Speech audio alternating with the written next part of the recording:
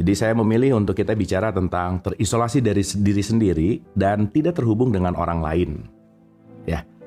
Ada satu quotes dari David J. Lieberman, dia bilang bahwa perilaku kita mungkin salah. Tapi itu bukan berarti kita jahat. Kemarin siang saya dialirkan sesuatu tentang cinta nih teman-teman.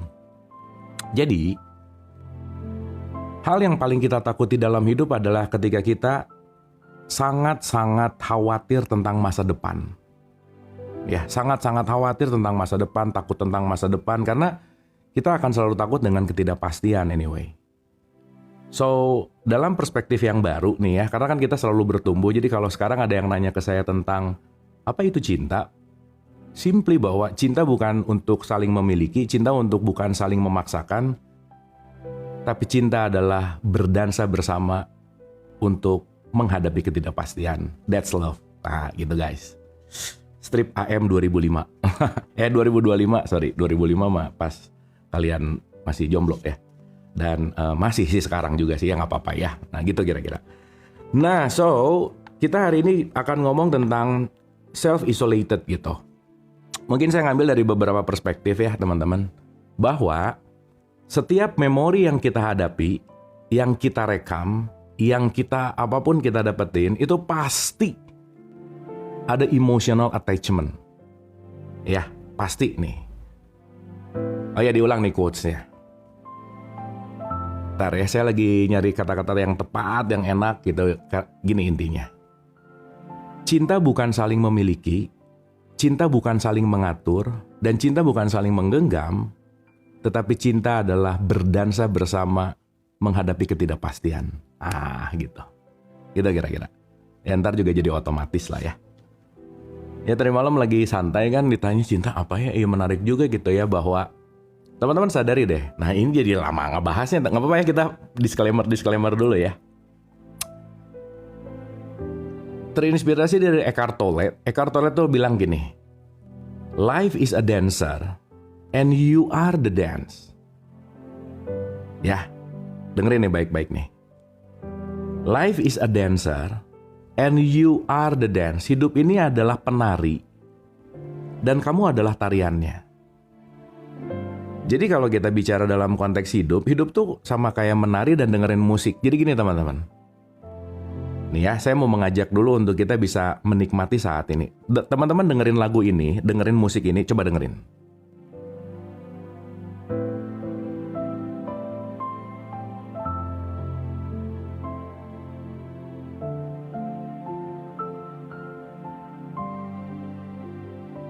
Sadar nggak? Kita menikmati musik, itu nggak nunggu musiknya selesai, baru di ending aku mau menikmati musik Betul nggak?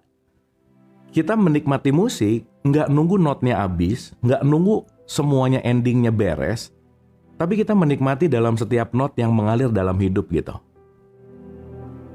Sama juga ketika kita berdansa, dansa itu kan dance gitu.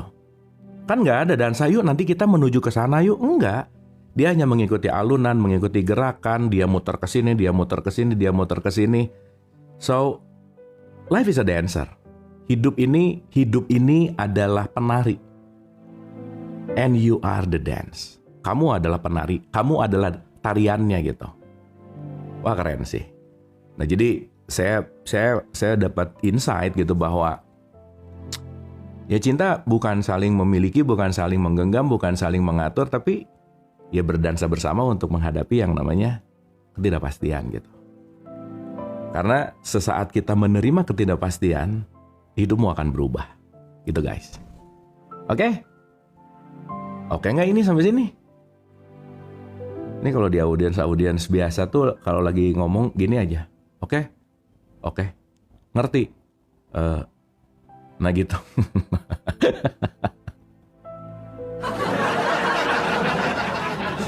Oke. Apapun yang terjadi, kesejahteraan emosional, spiritual, dan fisik sangat berpengaruh terhadap kualitas hubungan kita. Pada masa lalu dan masa kini.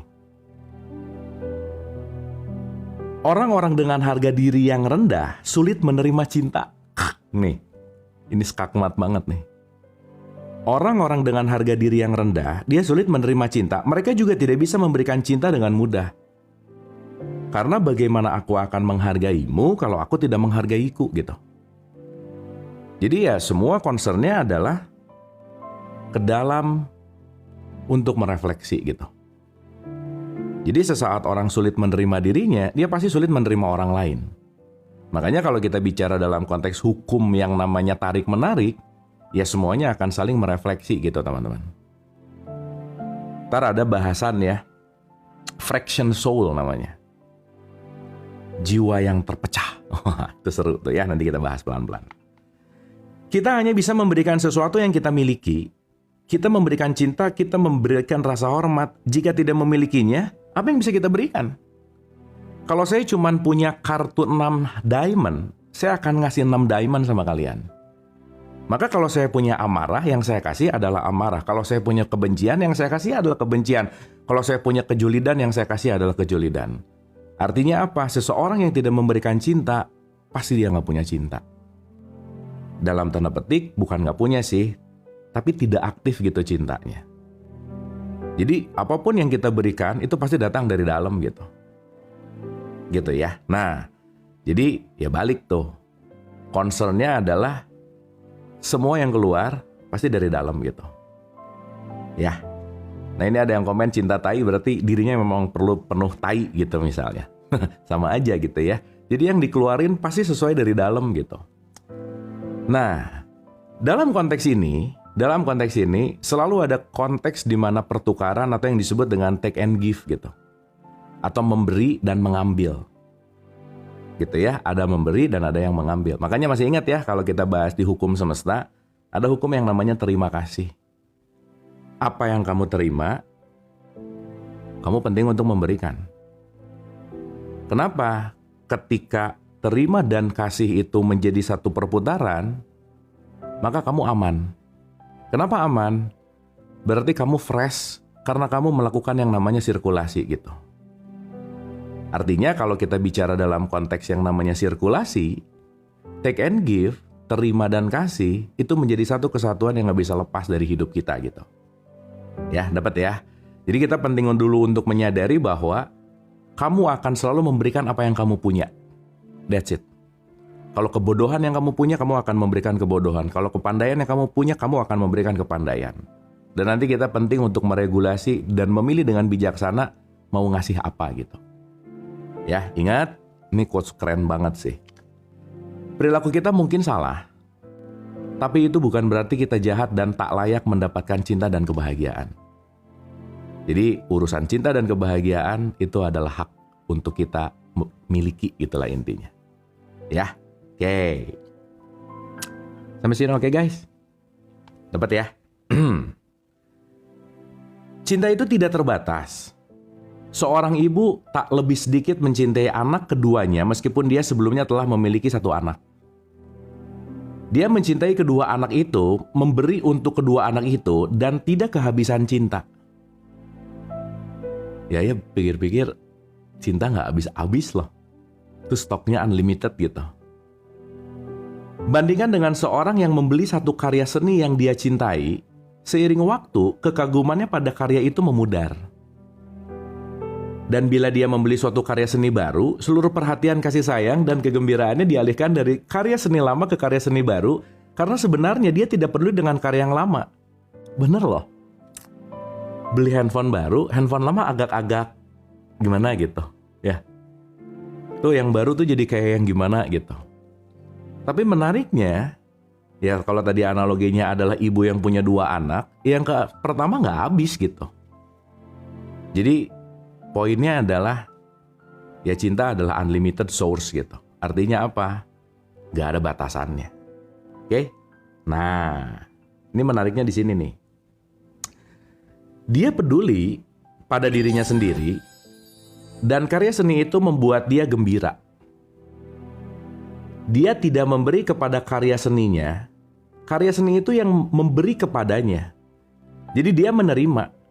Seseorang bisa berkata, aku mencintai kue, that's not true gitu. Dia menikmati makan kue, jika dia benar-benar mencintai kue, dia akan menyimpan kue itu di tempat tersembunyi dan aman. Dan kata kuncinya adalah cinta itu tidak egois. Teman-teman ingat nggak waktu saya ngasih analogi ada seorang anak yang sangat mencintai kelinci, dibeliin kelinci sama ibunya. Happy banget. Saking cintanya, saking sayangnya, kelincinya dipegang, gak boleh kemana-mana. Gak makan, gak jalan-jalan, dipegang terus. 2 hari mati gitu. So pertanyaannya, ya bener banget gitu bahwa cinta itu tidak egois gitu. Anyway ya, saya belokin dulu dikit. Sesaat kita mulai menyadari bahwa setiap kita punya ego. Ego itu dalam tanda petik pengganggu yang gak pernah bisa mati gitu. Jadi sesaat kita mematikan ego gak mungkin, tapi dia ngeganggu terus. Ngeganggu tuh dalam artian dia akan terus bergerak gitu. Kan ingat ya waktu kita bahas bahwa ada ego, di sini ada id, di sini ada super ego, dia akan bolak-balik terus gitu. So artinya apa? Sesaat kita bisa berdamai dengan pengganggu itu, damai loh ya, bukan benci, bukan meniadakan. Jadi kalau sekarang kita bicara dalam konteks nih ya, yang dianggap adalah tubuhnya yang gak beres, atau sumbernya yang gak beres, bukan. Tapi yang gak beres adalah manajemen hidupmu. So kemampuan kita memanage ego, everything. Karena kalau kita gak bisa memanage ego, nanti yang disalahin siapa? Tubuhnya, orang lain. So jadi kalau kita bicara dalam konteks bahwa life is all about management gitu. Bagaimana aku memanage sesuatu. Dan manajemen itu kan bertahap ya teman-teman ya. Dinamis gitu. Nah jadi kalau kita nggak bisa memanage ego, kita nggak bisa memanage hidup gitu. Artinya apa? Jadilah manajer yang baik untuk dirimu gitu. Karena berarti kalau hidupnya quote and quote miserable misalnya. Ya nggak beruntung lah, buruk lah, anggap aja begitu. Berarti kamu manajer yang buruk. Bukan hidupnya yang buruk gitu. Ya. Beralih ke skenario yang lebih rumit, seharusnya tidak mengejutkan jika marah mudah terpicu kalau kita memusatkan perhatian ke rasa sakit kita sendiri dan betapa sulitnya hidup kita. Jadi sesaat gini ya, teman-teman saya selalu pengen kita nyoba. Siap ya? Siap ya? Per saat ini, coba pikirkan 2 hal sekaligus. Ayo. Nggak bisa. Tuh. Dia akan selalu ngantri nih. Mikirin ini, baru mikirin ini, baru mikirin ini, baru mikirin ini, baru mikirin ini. Dia ngantri tuh. Dia sistemnya layer ke layer, ke layer, ke layer, ke layer, ke layer. Berarti sesaat kita banyak memikirkan hal buruk, hal yang baik gak dipikirin. Betul gak? Dan sesaat kecanduan berpikir yang buruk, kita akan kehilangan kebaikan-kebaikan dari apapun semua realitas yang kita hadapi gitu. Pertanyaan. Terus yang ngatur pikiran siapa kalau kita tidak memanage pikiran? Lagi diam, langsung mikir jelek. Lagi diam, langsung mikir jelek. Maka berpikir buruk adalah kebiasaan. Jadi gak bisa ngomong, aku ditakdirkan emang negative thinking mulu gitu. Gak bisa. Aku memang punya karakter dan punya bawaan lahir tuh, bawaan oroknya tuh ngejudge mulu. Gak bisa. Kamu melatih itu. Ya. Jadi artinya apa? Apa yang kamu latih, apa yang aku latih, apa yang kita latih, kamu akan ahli di situ. Termasuk bagaimana mengarahkan pikiran. Oke? Nah, contohnya ketika menghadapi kehilangan yang sudah atau akan terjadi, orang egosentris tidak berduka untuk orang lain. Lebih berduka untuk dirinya sendiri. Kehilangannya, rasa bersalahnya, kepedihannya, semakin sedikit ego yang terlibat semakin tidak terpuruk kita. Karena perasaan sedih normal diproses dengan sehat. Bukan ditekan, disembunyikan, atau dijauhkan dari proses penyembuhan. Gitu ya, itu menarik tuh. Coba kita perhatikan 4 tahap berduka. Nah ya, ini kalian kan ahli berduka ya. Nah, pasti kalian sering banget menghadapi tahapan-tahapan ini gitu. Ya. 1, denial. Enggak gitu. Kenapa aku gitu? Oh, why me itu udah jadi sesuatu tuh. Why me? Kenapa nggak tetangga aja gitu? Ya, why me dan why me dan why me kita misalnya. Jadi nomor 1, kalian para jomblo. Ya toh. Itu yang ngomong Cohen ya. Saya dari awal belum ngomong jomblo. Ya barusan sih itu terpancing oleh Cohen ya. Nah, jadi saya nggak ngomongin jomblo, itu Cohen tuh. Ya, salahin Cohen. Berarti kalau Cohen ngomong jomblo, di dalamnya memang ada hasrat gitu. Misalnya ya. Oke. 4 tahapan berduka. Ya, 4 tahapan berduka. 1, penyangkalan. Coba perhatiin deh teman-teman. Kalau orang tidak terlatih untuk melihat seapa adanya, ada apapun disangkal dulu aja. Wah, ini gue banget sih dulu gitu. Wah, reaktif gitu. Nggak gitu. Nggak gitu gitu. Kenapa? Karena balik lagi. Si ekspektasi yang begitu kuat, kecewa ketika nggak kejadian. Teman-teman, saya nggak pernah bosan ngomong ini ya. Kalau kalian merasa hidup kalian masalahnya banyak, enggak. Masalah adalah yang diinginkan nggak kejadian. That's it. That's it. Selesai. Dan sesaat kita mulai belajar melepaskan makna untuk melihat fakta. Dan ya balik lagi ya, yang paling susah untuk kita melepaskan untuk melihat fakta karena kalian punya keyakinan. That's it. Maka hati-hati sama keyakinan. Ya, hati-hati banget gitu. Karena keyakinan belum tentu fakta. Ya, makanya kalau tidak diupdate, kita semua akan muter di gelombang yang sama gitu. Kita akan muter di frekuensi yang sama. Kita akan muter di looping yang sama. Ya. Nomor 1, penyangkalan. Bagaimana cara update-nya? Ganti pemaknaan baru. Karena ada fakta, ada makna. Setiap fakta kita maknai, muter lagi ke fakta. Kita maknai, muter ke fakta. Kalau ini nggak sehat perputarannya, stuck di sini nih. Kita melepaskan makna, aku yakin pokoknya gini, lah faktanya begitu.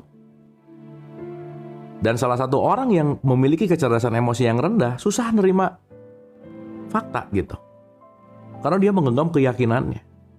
Udah keyakinannya dikasih tahu sama orang lain, menyaksikan enggak, tahu juga enggak, pokoknya tiba-tiba yakin aja. Dan dia hidup dalam program keyakinan itu. Makanya orang miskin tetap miskin tuh karena dia punya belief itu gitu. Ya.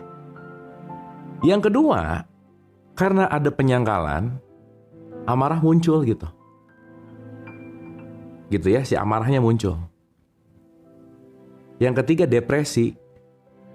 Nah, biasanya kalau dilampaui dari depresi yang dilampaui baru ada yang namanya letting go. Jadi kalau Hawkins itu udah ngomongin di level penerimaan gitu teman-teman, letting go-nya. Lieberman dia bicara dari 3 tahapan awal gitu. Jadi once kita menyangkal, amarah, depresi, baru letting go. Karena gini, orang yang bisa letting go tuh udah give up. Artinya apa? Saya menyadari saya nggak bisa apa-apa deh gitu. Dalam artian saya nggak bisa apa-apa, artinya apa? Keyakinan lama saya, pengetahuan lama saya, apa yang aku rasa benar, udah nggak valid gitu. Ini ada orang yakin banget nih ya, dengan keyakinannya. Yakin kalau menanam cabai, keluarnya durian. Dari kecil diinstal tuh. Nah, kalau kamu nanam cabai, keluar durian. Yakin ya? Yakin. Tiap hari nanam cabai dia. Nanam cabai. Dengan keyakinan, sampai 60 tahun juga nggak akan keluar durian. Betul nggak? So, hati-hati sama keyakinan. Doktrin. Dogma. Dan itulah kenapa nggak usah rese sama keyakinan orang. Ya udah, dia menghidupi keyakinannya kok gitu. Dan sesaat dianya nggak mau berubah, nggak ada yang bisa ngerubah siapapun, nggak ada, nggak bisa lah udah. Makanya yang kita bahas kemarin, semua perubahan datang karena keterpanggilan. Kalau nggak ditanya, nggak usah ngejawab. Kalau nggak diminta pendapat, nggak usah nyeramahin. Ya udah. Maka puncak tertinggi dalam konteks yang namanya perubahan, contoh. Kita memberikan contoh gitu. That's it. Karena contoh tuh vibes-nya gede. Ya, nah. Jadi kalau lagi ada di tahap depresi, tenang. Kalau itu dilampaui, kamu akan masuk kepada penerimaan. Tapi kalau tidak dilampaui, stuck di level itu gitu. Jadi memang pada ujungnya kalau ngomongin puncak skill, acceptance sih. Karena gak bisa. At the end lah teman-teman, mau kita menyangkal, mau kita gimana, ujungnya apa sih? Nerima.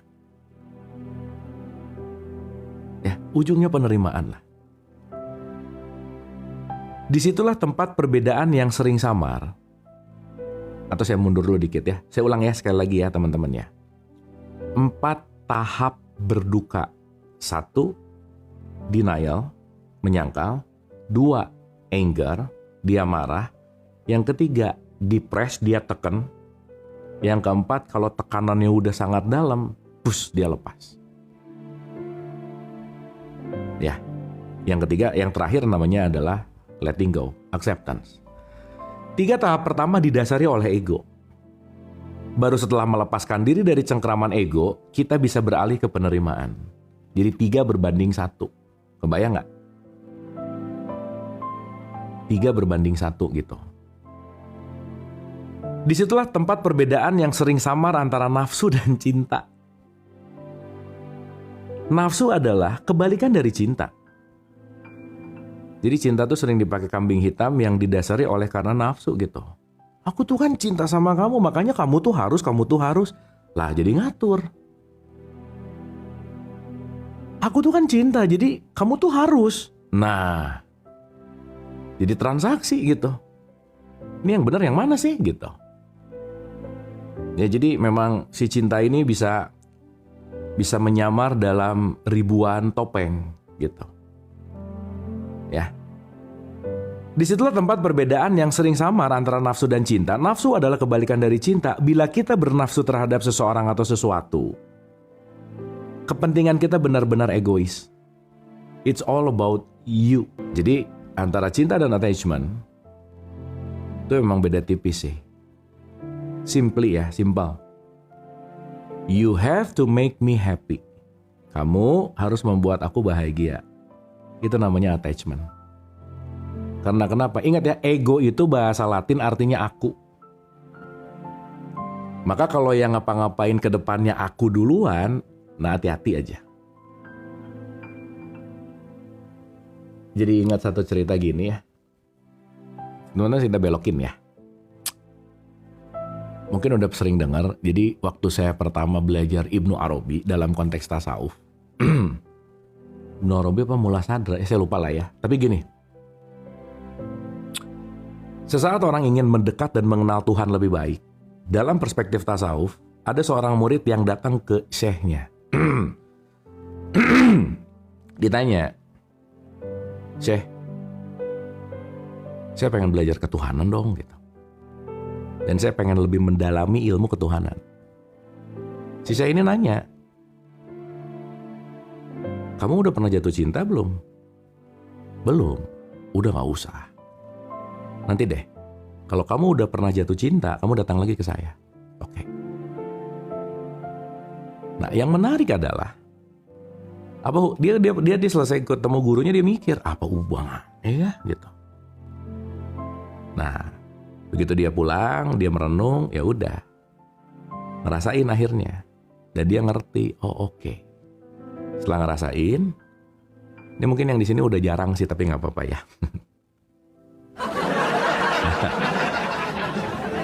Dia balik lagi tuh ke gurunya. "Aku udah merasakan." "Oke. Sip ya?" "Iya." "Kenapa?" "Ya itu tadi. Sesaat kamu jatuh cinta, kamu meniadakan aku. Yang ada hanyalah yang dicintai." Lagi nyetir inget dia, lagi makan inget dia, lagi ngapain inget dia, bahwa akunya meniada gitu. So, sesaat akunya meniada, yang ada hanyalah yang dicintai. That's a true love gitu. Maksudnya dalam perspektif tasawuf ini, poinnya adalah kalau kamu mau mendekat dalam perspektif ilahiyah, kamu penting untuk meniada egonya yang ditiadain, aku kecilnya yang di nggak adain gitu.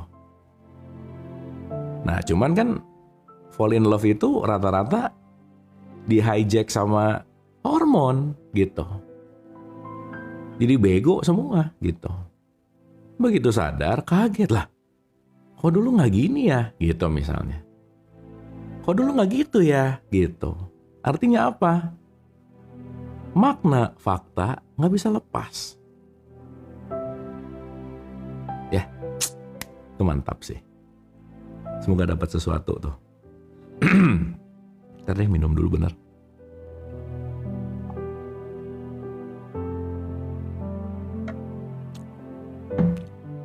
Nah, oke ya. Ulang ya. Nafsu adalah kebalikan cinta. Bila kita bernafsu terhadap seseorang atau sesuatu, kepentingan kita benar-benar egois. Kita ingin mengambil, merasa lengkap. Namun, kalau mencintai, kita memusatkan perhatian ke bagaimana kita bisa memberi. Kita pun memberi dengan sangat gembira dan sukarela. Jadi, rasain deh. Sesaat akunya bukan dominan, artinya adalah kehadiran ingin memberikan sebuah manfaat gitu. Artinya kalau kehadiran ingin memberikan sebuah manfaat, yang keluar adalah memberinya. Bukan take advantage gitu. Ya, dapat ya teman-teman ya. Ini simple tapi penting loh. Dan nanti berlayer-layer sih. Namun kalau mencintai, kita memusatkan perhatian ke bagaimana kita bisa memberi. Kita pun memberi dengan sangat gembira dan sukarela. Jadi kalau misalnya kita ngasihnya happy banget, that's love. That's love gitu.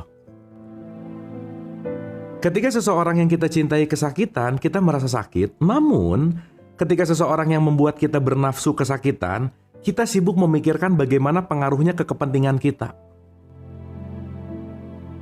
Begitu yang terjadi misalnya nggak bisa, ya gue rugi dong. Begitu dia sakit, terus gue gimana? Nah itu nafsu pasti. It's all about you gitu. Ya.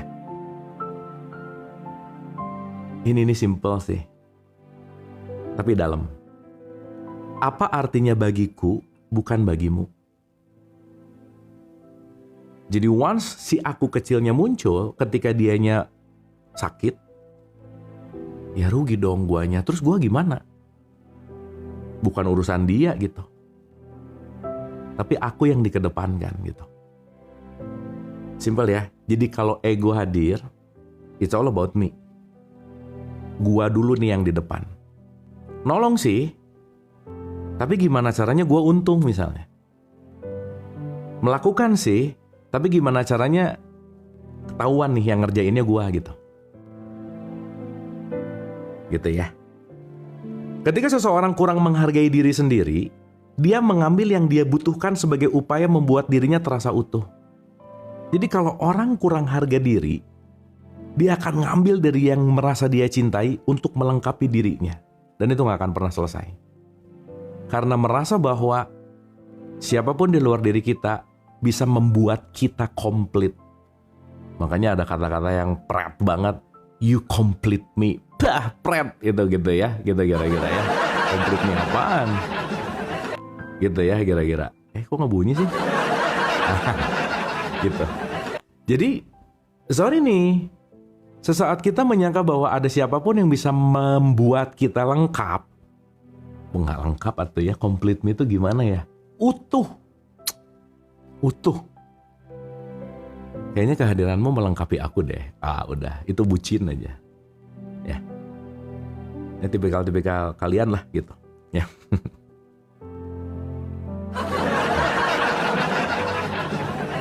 Ketika seseorang kurang menghargai diri sendiri, dia mengambil yang dia butuhkan sebagai upaya membuat dirinya terasa utuh. Karena itulah orang yang paling tak diinginkan untuk mencintai kita adalah orang yang tak mencintai dirinya sendiri. Dalam perspektif psikologi ya, Gabor Mate pernah bilang bahwa kamu akan selalu dihadapkan dengan pasangan yang kamu memiliki luka dalam di situ. Karena kamu akan craving terhadap luka itu. Dah aja. Psychological wound atau luka psikologis akan dipertemukan. Jadi kalau kita ngerti, ya udah sih gitu. Ya mau gimana?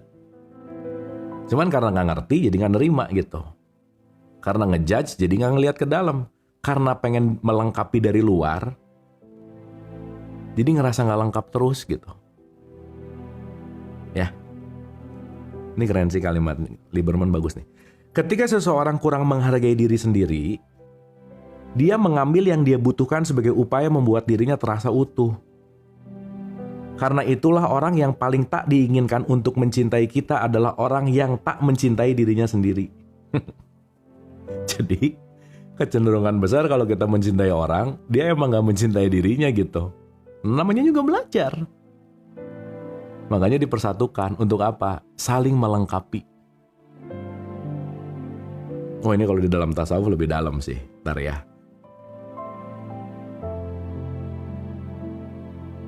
Orang seperti itu tidak benar-benar bisa mencintai, dia hanya bisa mengendalikan dan mengambil. Semakin tinggi harga diri kita, semakin utuh diri kita. Lagi pula, menerima adalah konsekuensi alami dan balasan dari memberi. Jadi teman-teman, udahlah.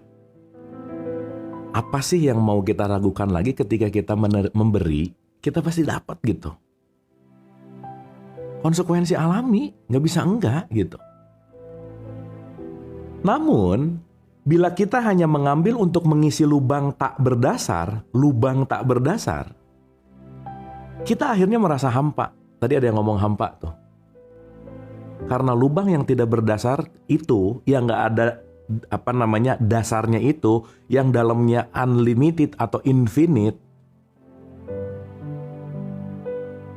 pengen diisi terus dari luar yang kita nggak akan pernah bisa ngisi gitu. Ya, ini sama kayak orang, Mas, tolong itu laut dikuras ya gitu. Nguras akuarium gampang, ini nguras laut puyeng gitu. Ya, jadi kalau ada yang ngasih kerjaan suruh nguras laut, mending jangan diambil. Nggak akan beres masalahnya. Gitu kira-kira.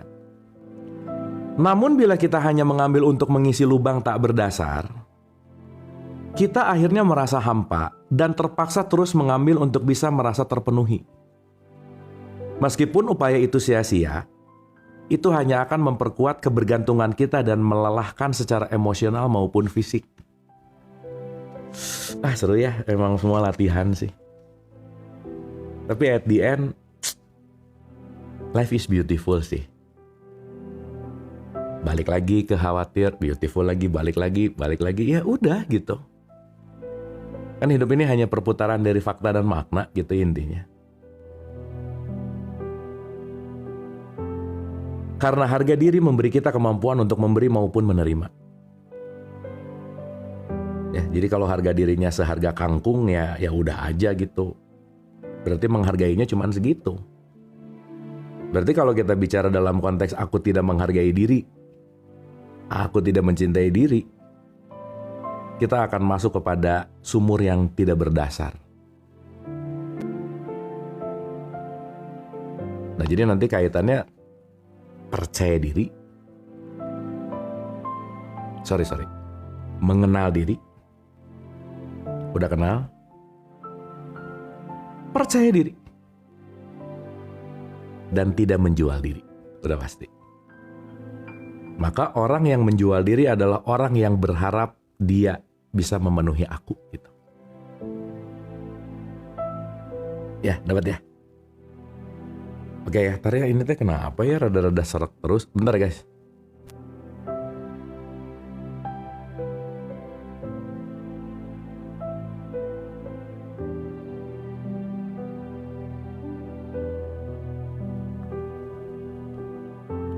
Sampai sini oke, teman-teman? Dapat ya? Sip ya? Oke. Ulang ya. Ulang nih dikit dari bait terakhir. Bila kita hanya mengambil untuk mengisi lubang tidak berdasar, kita akhirnya merasa hampa. Jadi teman-teman kalau lagi ngerasa hampa, ingat, berarti saya terlalu craving untuk dipenuhi oleh orang lain. Jadi hampa sama dengan haus validasi misalnya. Ya, hampa sama dengan lagi nguras laut gitu. Dah, itu ingat-ingat baik-baik. Dan terpaksa terus mengambil untuk bisa merasa terpenuhi, meskipun upaya itu sia-sia, itu hanya akan memperkuat kebergantungan kita dan melelahkan secara emosional maupun fisik. Kalau udah kebergantungan, bisa jadi kecanduan untuk disakiti. Maka jangan heran udah ada yang 5 tahun, 10 tahun, gitu-gitu, disiksa, apa-apa, dia tetap bertahan. Adiksi gitu. Ya. Karena harga diri memberi kita kemampuan untuk memberi maupun menerima. Beberapa orang dengan harga diri yang rendah mungkin sangat sulit menerima bantuan dan mengungkapkan rasa terima kasih. Karena membutuhkan atau menerima bantuan bisa memicu perasaan tidak mampu. Ini kenapa kebanyakan orang doa nggak kejadian? Ya lagi doanya lagi nggak mampu masalahnya. Lagi di level frekuensi rendah. Dia lupa bahwa yang ditarik bukan ucapannya, tapi perasaannya. So, you're feeling your prayer. Bahwa perasaanmu adalah doamu gitu. Jika ketidaknyamanannya terasa parah, orang itu bisa memiliki perasaan buruk terhadap si pemberi bantuan. Karena si pemberi membuat dia semakin sadar akan kelemahan dan kekurangannya. Ingat ya, yang di luar ini itu adalah reflection dari di dalam gitu. Bukan dia yang menyakiti, tapi kamunya yang memiliki luka. Bukan dia yang menyebalkan, tapi kamunya penuh dengan kebencian. Ya, itu penting tuh. Melalui paradigma itu, kita belajar cara mengetahui apakah seseorang memiliki harga diri yang tinggi atau rendah. Jadi kalian akan ngerti. Kalau ngecek-ngecek, ini harga orang tinggi rendah, yang rendah-rendah ya udah aja. Atensi dan fokusnya nggak usah ke situ gitu. Ya, melalui paradigma itu, kita belajar cara mengetahui apakah seseorang memiliki harga diri yang tinggi atau rendah. Itu terlihat dari cara dia memperlakukan dirinya sendiri dan orang lain. Udah kelihatan lah. Sangat kelihatan. Kalau orang jahat sama dirinya, pasti dia akan jahat sama orang lain. Fix.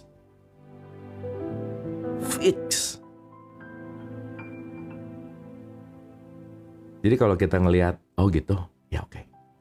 Berarti keseharian sama dirinya gitu. Meskipun kita penting untuk less judgment, tapi kita mewaspadai gitu. Melalui paradigma itu, kita belajar cara mengetahui apakah seseorang memiliki harga diri yang tinggi atau rendah. Itu terlihat dari cara dia memperlakukan diri sendiri dan orang lain. Seseorang yang harga dirinya rendah bisa memanjakan dirinya dengan hal-hal yang hanya memuaskan hasratnya sendiri. Dan dia tidak akan memperlakukan orang lain dengan baik. Dan itu adalah produk dari mentalitas arogan. Yang penting ke diri aja, yang lain ya udah. Gitu ya. Nggak peduli omongannya berdampak sesuatu atau tidak. Nggak peduli actionnya berdampak sesuatu atau tidak. Makanya think gitu. THINK. This is true. This is helpful. This is important nggak gitu?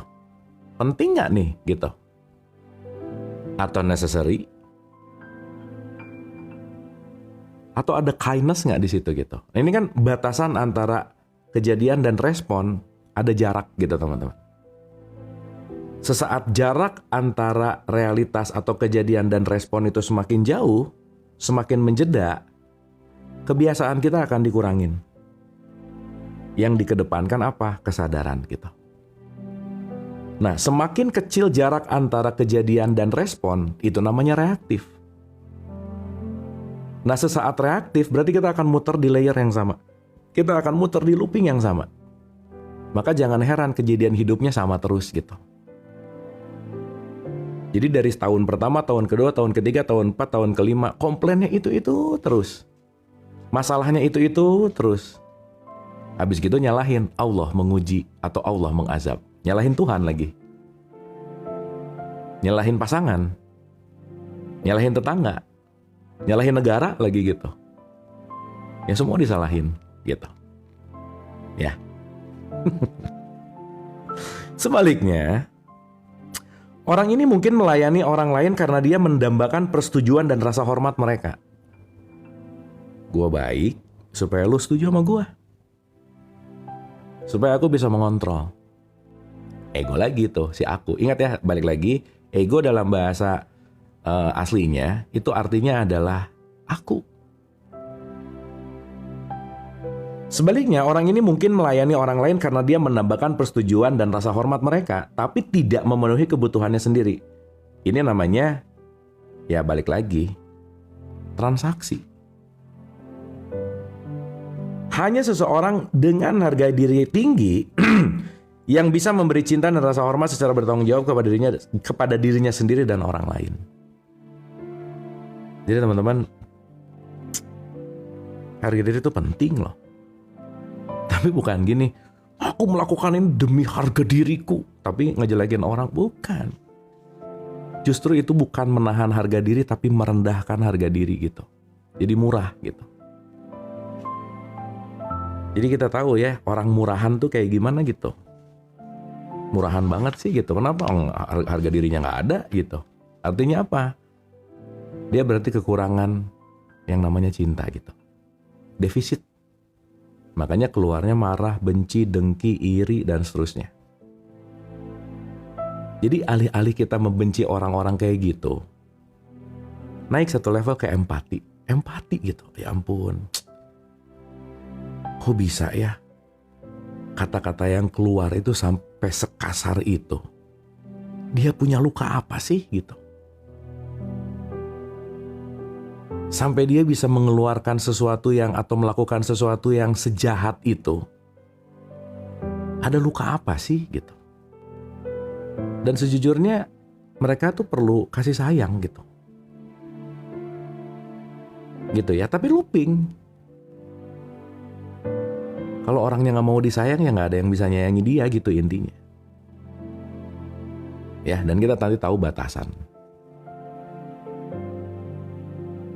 Oke guys. Oke gak ini? Ini kayak ngerti-ngerti padahal bingung apa gimana, paham apa puyeng nih?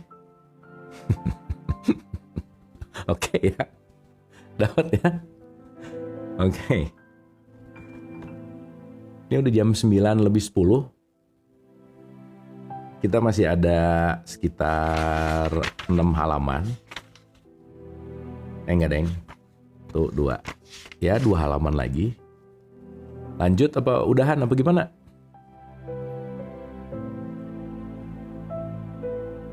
Oke, sebelum dilanjut supaya kita bisa berdialog ya, supaya kita bisa jadi belajar bareng. Coba yang ngikutin dari awal sampai sekarang maupun dari tengah sampai sekarang maupun baru, dari beberapa kata aja yang didengar, kalian dapat makna apa dari obrolan pagi ini? Boleh di typing dulu nggak? Silakan.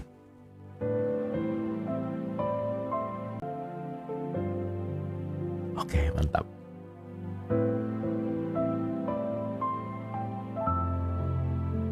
Kenapa tuh oleh? Iya. Oke. Cinta dan Moha mantap, keren.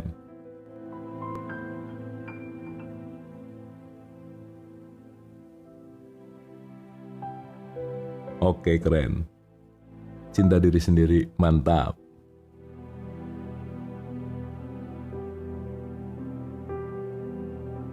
Berawal dengan self-love, that's it. That's it. Dapat ya? Jadi makin make sense gitu. Semakin aku kekurangan, semakin aku akan mendapatkan orang yang mengurangi terus gitu. Ya ingat-ingat pokoknya nguras laut nggak akan beres-beres aja. Mau sampai kapan? Berharap laut jadi habis gitu. Oke guys, next ya. Ntar harus ngopi dulu nih kayaknya. Cheers guys. Oke ya. Ini salah satu topik yang sering didengar dan kita akan selami pelan-pelan. Oke? Nah, next on kita akan berbicara tentang empati versus simpati. Ya, empati versus simpati. Ini membawa kita ke perbedaan lain antara simpati dan empati.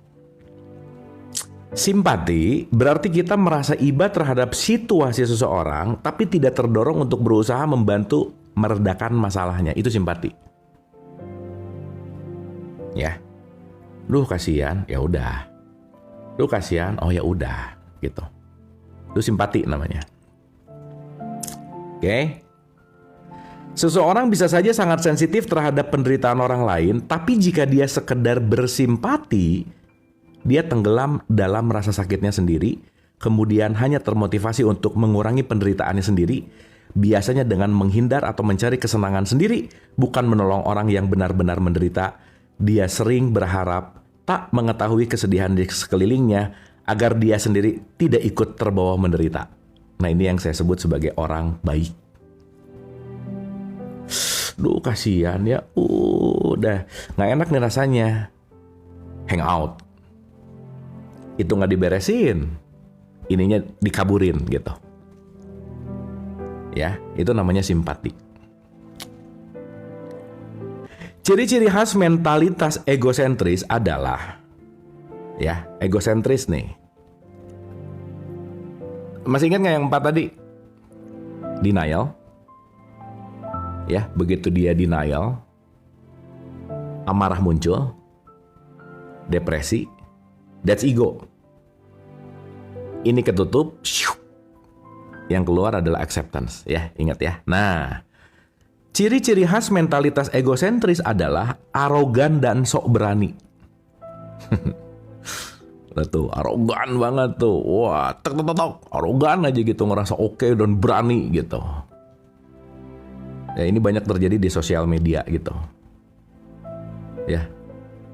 Tapi orang sangat sensitif yang sepertinya nyaris tidak memiliki ego juga bisa mementingkan diri sendiri dan egois. Dia tenggelam dalam rasa sakitnya sendiri, didera rasa iba terhadap diri sendiri, dan tidak dapat merasakan penderitaan orang lain. Selagi tenggelam dalam penderitaannya, orang seperti itu tidak akan mengalami hubungan yang nyata dengan siapapun di luar dirinya sendiri, meskipun tampak mulia. Tanpa kerendahan hati yang tulus, dia tidak bisa mengambil tanggung jawab kecuali dia menerima ganjaran yang lebih besar dalam bentuk penerimaan atau persetujuan. Dia mengambil tapi disamarkan dalam tindakan memberi. Ketakutannya ditampilkan sedemikian rupa sebagai cinta. Dia juga mungkin termotivasi kebutuhan untuk meredam perasaan bersalah atau tidak mampu, tapi tetap aja tujuannya adalah mengurangi penderitaannya sendiri, bukan penderitaan orang lain. Ngerjain itu kenapa gue enak nih, bukan dianya gitu. Nanti udah mulai oke, lepas, nggak peduli gitu. Ya, dapat ya. Jadi awas tuh arogan. Wah keluar gitu berani, bukan berani ya, sok berani. Lieberman bagus sih, sok berani gitu. Ya itu simpati. Sementara itu empati adalah kemampuan untuk merasakan emosi dan kepedihan orang lain. Teman-teman, itulah kenapa dalam emotion intelligence nomor 1 itu memiliki yang namanya self awareness. Kamu tahu apa yang kamu rasa. Yang kedua, self-regulation. kamu bisa mengendalikan apa yang kamu rasa dalam interaksi dengan orang lain. Ya, dapat ya? Sementara itu, empati adalah kemampuan untuk merasakan emosi dan kepedihan orang lain, bukannya hanya merasa iba terhadap orang lain. Orang yang memiliki empati merasa syukur jika mengetahui masalah orang lain karena dengan tulus dia ingin menghilangkan penderitaan mereka. Sesaat kamu membantu seseorang yang kamu sayangi dan kamu ikut menderita dalam membantu dan kamu ikut susah dalam membantu dan kamu ikut ribet dalam membantu, that's called love. Kamu mau susah buat dia gitu. Itu cinta tuh. Artinya apa? Si empati ini, begitu ada sesuatu yang dia mau hadapi adalah gimana bukan aku, tapi dia. Dapat ya? Yang menggerakkan orang untuk berperilaku altruistik adalah kedewasaan moral. Jadi kan ada people pleaser, ada altruis, ada sadar. Egois, altruis, sadar. Ini ada 3 nih. Kita pernah bahas itu nggak ya? Teman pernah dengar nggak? Egois, altruis, 2 dulu aja. Pernah dengar lah ya? Jadi kalau belum nanti kita dalemin di next season. Yang menggerakkan orang untuk berperilaku altruistik. Jadi gini. Orang egois adalah aku, nomor 1. Orang altruis adalah mereka, nomor 1. Akunya nggak penting. Jadi altruis itu kelewat baik gitu. Pokoknya dia nolong orang, nolong, tapi dirinya nggak ketolong gitu. Nah itu altruis. Jadi egois nggak bagus, altruis nggak bagus gitu. Nah sadar tuh di tengah-tengah. Gitu ya, sadar tuh di tengah-tengah. Jahat, baik, sadar. Jahat, egois, baik, altruis, sadar tuh di tengah-tengah gitu. Ya, nanti kita bahas lebih dalam. Yang menggerakkan orang untuk berperilaku altruistik adalah kedewasaan moral, bukan cuma pemikiran moral. Sebenarnya, orang sosiopat terbukti memiliki penalaran moral yang bagus, tapi tidak merasa perlu bertindak sesuai penalaran itu, yang membutuhkan empati.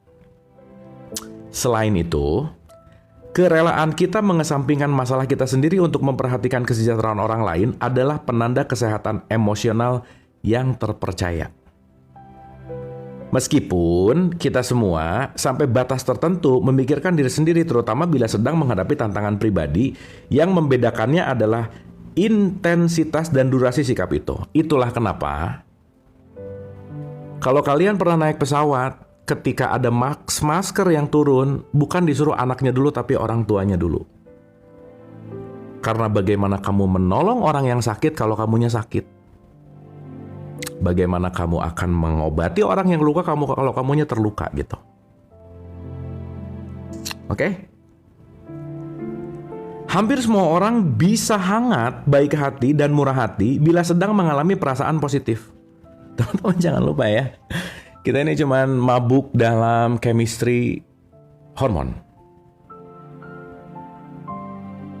Makanya jangan berjanji ketika happy, jangan mengumpat ketika sedih. Ketipu pasti. Sok pernah nggak kalau dia lagi happy? Oke sok, ya. Begitu nanti dia drop, janjinya lupa tuh. Ya hati-hati tuh, kita lagi di hijack sama hormon aja sih gitu. Oksitosin main, dopamin, serotonin ada, adrenal lagi, stres hormon, diulang gitu. Ya.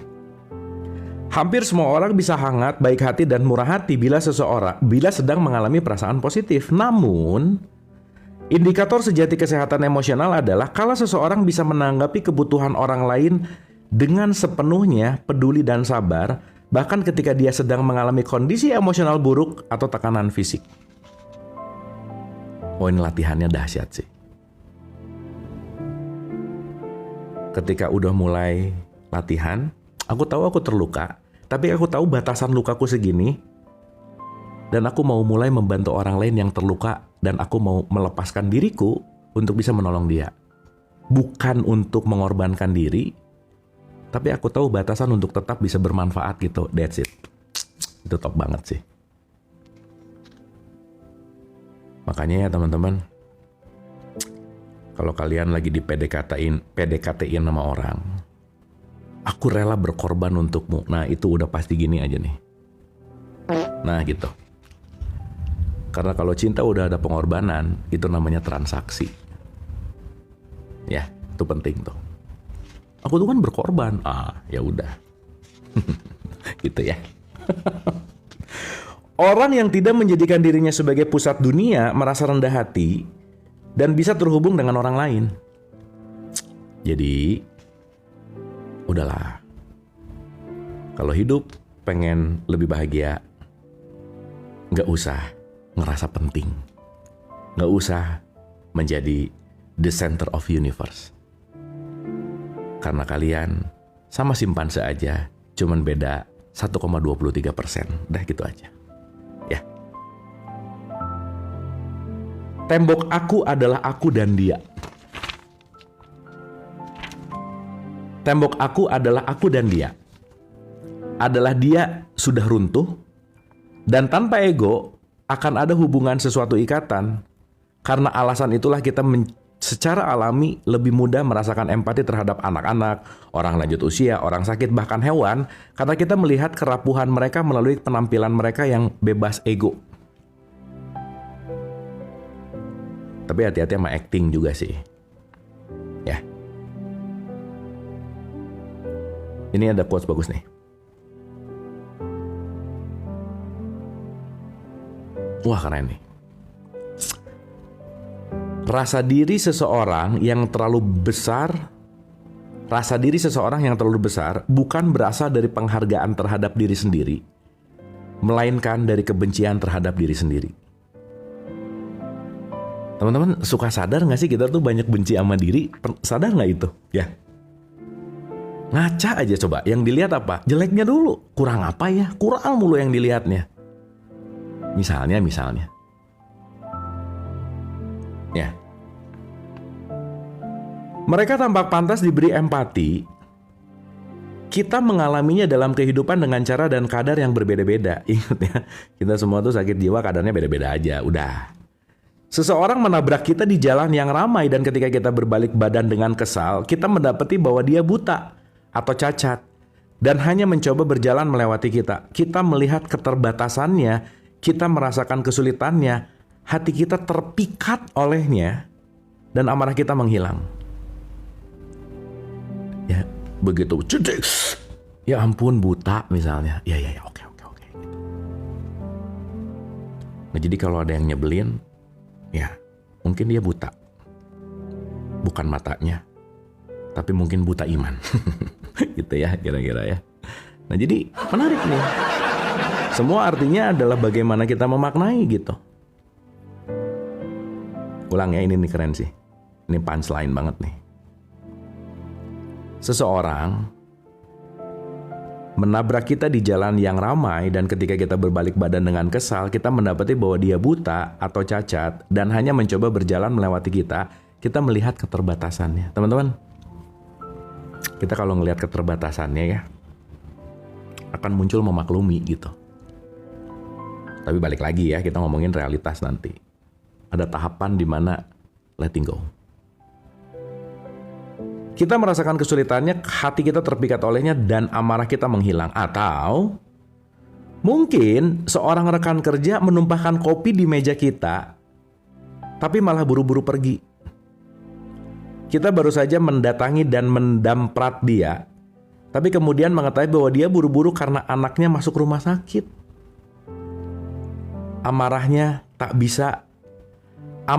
bisa ada jika tak ada pemisahan, tak ada aku yang menghalangi. Nanti ngerti ya. Tapi jika kita berfokus kepada diri sendiri, ego memotong hubungan itu. Pada dasarnya, amarah adalah keadaan tidak terhubung untuk menghindari rasa sakit, untuk menyebabkan rasa sakit. Contoh, lu di Jakarta kalau di jalan tuh ya, udah deh. Tapi kalau mulai menyadari begitu, oh iya, mungkin dia kebelet pup, ya udah ya. Karena kata Cipeng tuh dokter Tirta, orang yang banyak menahan pup itu nggak bagus buat kesehatan. Oh ya, dia mungkin pengen sehat gitu. Ya udah. Berarti di Jakarta tuh banyak banget orang yang nahan pup di jalan gitu aja kira-kira ya. Kayaknya Jakarta kekurangan toilet kali.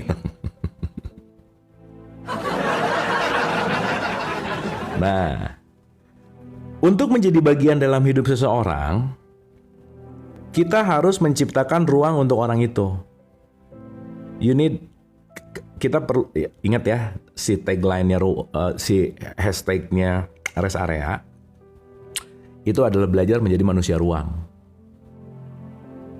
Ya, jangan jadi manusia perabotan mulu gitu. Karena kalau kita selalu menyiapkan space, ruang tuh nggak ada batasnya. Ya. Tapi kalau udah mulai mau udahan, kayaknya kamu udah nggak ada ruang lagi di hati aku. Berarti banyak perabotan yang usang, ya. Jika seseorang terlalu sibuk dengan dirinya sendiri, tidak ada ruang bagi orang lain. Dan orang semacam itu terperangkap dalam makam penderitaannya sendiri. Karena kemampuannya untuk berhubungan dengan orang lain terganggu atau bahkan benar-benar rusak. Isolasi fisik atau sekedar diabaikan terasa menyakitkan, sebenarnya penelitian menunjukkan bahwa mereka sendiri atau mengalami kesepian lebih daripada faktor lain menyebabkan stres ekstrim dan melemahkan sistem kekebalan tubuh secara keseluruhan. Rasa sakit karena terkucil bukan cuma metafora. Pemindaian fMRI, Functional Magnetic Resonance Imaging, menunjukkan bahwa dua area otak tempat kita memproses rasa sakit fisik yang disebut korteks singulat anterior dorsal dan insula anterior, ya itu ya istilahnya, pusing nih istilahnya, menjadi aktif bila kita mengalami perasaan ditolak dalam pergaulan sosial. Ditolak tuh emang gak enak sih ya. Nih kalian ya, pengalaman banyak banget ditolak ya. Nah, tapi itu bagus buat pendewasaan. Ya, gitu kira-kira. Jadi kalau banyak ditolak, hati-hati sama ini. Jadi pastiin kalau nembak, kira-kira 80% keterima lah gitu. Kalau enggak usah. Nanti ininya nggak beres. Ya, itu penting. Buat kalian-kalian yang pengalaman ditolak mungkin udah ngerti ininya ya. Nah, coba dicek ininya nih ya. Nah, siapa tahu mau di fMRI ke rumah sakit terdekat, siapa tahu si dua tadi tuh korteksnya nggak beres. Mungkin ya. Semakin rendah harga diri, semakin lemah pula hubungan dengan diri sejati kita. Soul. Ya Lieberman ngomonginnya pakai soul ya. Soul tuh kalau di 3 fakir aku 2 kan, tapi ya udahlah, nggak usah pusing. Dan diri sejati orang lain. Jadi kalau harga dirinya murah, dia susah ngelihat esensi gitu. Ya. Karena itu, kemampuan kita memberi dan menerima cinta lama-lama hancur. Kita menderita, hubungan kita menderita, semua orang menderita. Saat dirimu menderita, lingkunganmu ikut menderita. Dan hidup hanya penuh dengan penderitaan gitu. Oke guys, ini udah harus siap-siap sih bentar lagi. Masih ada 4 halaman sih sebenarnya, tapi oke lah ya. Get something ya teman-teman pagi hari ini ya.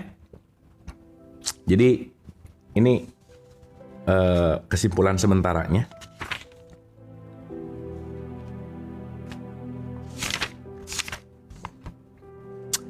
Hanya seseorang dengan harga diri tinggi yang bisa memberi cinta dan rasa hormat secara bertanggung jawab kepada dirinya dan orang lain. So teman-teman, harga dirinya jangan dimurah-murahin. Ya. Yuk, kita update si harga diri kita. Ingat, tidak ada yang melengkapi kita karena you are already complete. Kamu udah lengkap seapa adanya. Sesaat kita terus craving, validasi keluar, mencari keluar, ingin dipenuhi dari luar, itu nggak akan ada batasnya gitu. Nah, so terus kita belajar celebrating life gitu intinya. Dan cintailah hidup sebagaimana hidup mencintai kita, seapa adanya.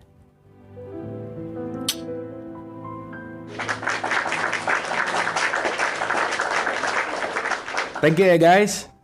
Terima kasih. Semoga apapun yang didapetin pagi hari ini mengisi ruang-ruang yang perlu diisi, karena dalam perspektif apapun kita hanya akan diisi dengan yang kita butuh. Apapun yang didengar, pilihlah apa yang membuat dirimu tumbuh. Bagian manapun yang didengar, ambillah yang membuat dirimu tumbuh. Karena bagian demi bagiannya nggak akan ada yang sama untuk kita semua, karena kita paling tahu bagian mana yang perlu untuk ditumbuhkan. Karena life is all about nothing but love.